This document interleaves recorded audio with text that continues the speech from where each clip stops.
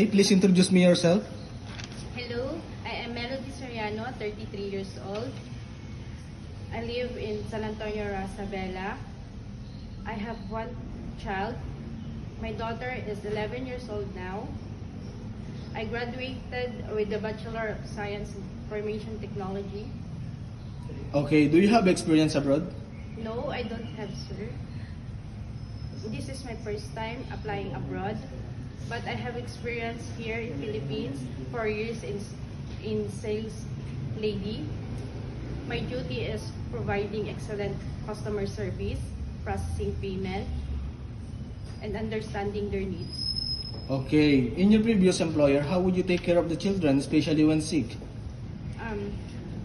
I check the temperature and telling to my madam. Okay, how would you describe yourself? I'm hardworking, honest, and responsible person. Do you have any tattoo? No, sir. Do you have a surgery or serious sickness before? I have a cesarean section before, but it's 11 years now. Okay, do you have an allergy to certain foods? No, sir, I don't. Do you smoke and drink alcohol? I don't smoke, but I drink occasionally. Okay, so why do you want to work abroad? I wanted to provide for my family and my child, If you get hired, who will take care of your children? my parents. If you're homesick, what would you do? I will focus on my work and pray. Okay, what time do you usually sleep and wake up when you were working? I sleep in 11 p.m. and woke up in 5 a.m. Are you the one who does the cooking and do market at home? Sometimes I do. Sometimes our kids are super active and they tend to be out of control. How would you control your temper? Patiently and calm to tell them.